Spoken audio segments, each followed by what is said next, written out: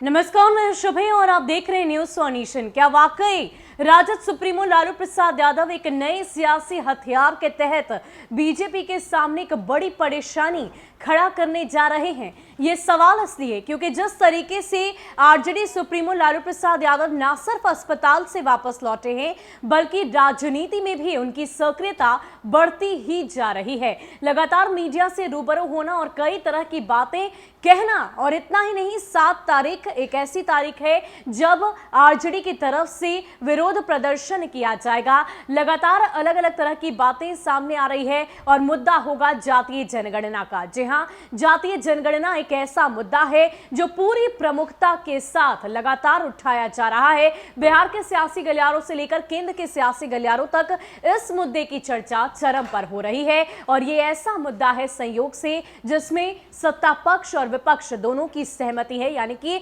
मुख्यमंत्री नीतीश कुमार और साथ ही साथ तेजस्वी यादव दोनों के मत एक ही हैं। अब ऐसे में देखना दिलचस्प होगा कि आरजेडी सुप्रीमो लालू प्रसाद यादव कौन सी रणनीति के तहत एक नया सियासी हथियार तैयार कर बीजेपी की परेशानी को बढ़ा रहे हैं। क्या कुछ जानकारी है हमारे पास आरजेडी सुप्रीमो लालू प्रसाद यादव की प्लानिंग को लेकर? आपको पूरी जानकारी विस्तार से देते हैं।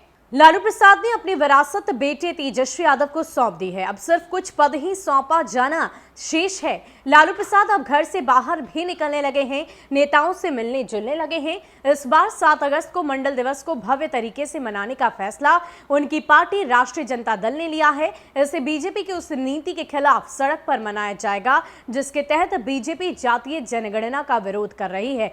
लालू प्रसाद की राजनीति मंडल की ही रही है। पहली बार बीजेपी से लालकृष्ण आडवाणी ने कमंडल से उन्हें जवाब देने की कोशिश की। लालू ने राम रथ रोककर आडवाणी को गिरफ्तार कर मंडल को मजबूती दी। उसी राजनीतिक विरासत को लालू प्रसाद ने तेजस्वी को सौंपा है और इसे वो आगे भी ले जाएंगे।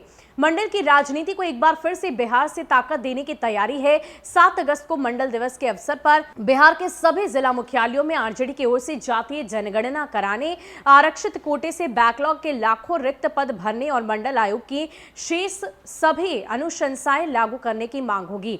इसके लिए राज्य के हर जिले में पार्टी धरना प्रदर्शन करेगी। बीजेपी ने सभी जातियों की गणना करवाने से इनकार कर दिया है, इसलिए इस बार मंडल दिवस की रेलेवेंसी यही है। आरजेडी इस मुद्दे पर बीजेपी को चौतरफा घेरना चाहती है। मंडल कमीशन ने अपनी रिपोर्ट में शुरू में ही कहा था कि जातियों के आंकड़े न होने की वजह से उसे काम करने में कई समस्याओं का सामना करना पड़ा, इसलिए अगली जनगणना में जातियों के आंकड़े भी जुटाए जाए। तत्कालीन प्रधानमंत्री वीपी सिंह ने 7 अगस्त 1990 को संसद में मंडल की सिफारिशें लागू करने की घोषणा की थी।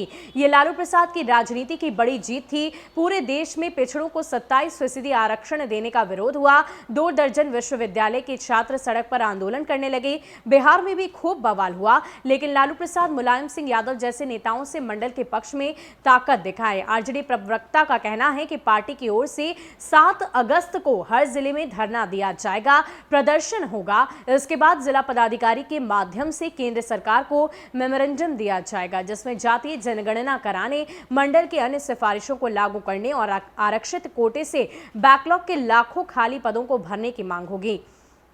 मंडल की सिफारिशों में यह स्पष्ट है कि सरकार से किसी भी तरीके से वित्तीय सहायता पाने वाले निजी क्षेत्र के सभी प्रतिष्ठानों में कर्मचारियों की भर्ती में आरक्षण लागू करने के लिए बाध्य किया जाना चाहिए। खुली प्रतिस्पर्धा में मेरिट के आधार पर चुने गए ओबीसी अभ्यर्थियों को उनके लिए निर्धारित 27% आरक्षण कोटे में समायोजित नहीं किया जाए। ओबीसी आरक्षण सभी स्तरों पर प्रमोशन कोटे में भी लागू किया जाए। ओबीसी के विद्यार्थियों को शिक्षा प्राप्त करने में सुविधा देने के लिए अलग से धन का प्रावधान दिया जाए। ओबीसी विद्यार्थियों के लिए अलग से सरकारी हॉस्टलों की व्यवस्था की जाए जिनमें खाने पीने और रहने की मुफ्त सुविधा हो।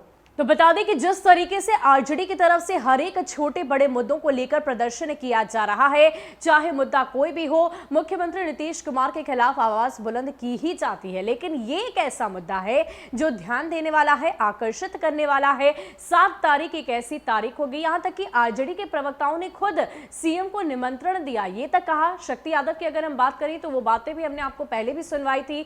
उन्होंने साफ तौर पर कहा था कि जिस तरीके से आरजेडी और जेडीयू इस मसले को लेकर एक है, और अगर सीएम नीतीश के अंदर राजनीतिक गुरूर है, अगर उनके मन में आत्मविश्वास है, तो वो भी इसमें हमारा सहयोग करें।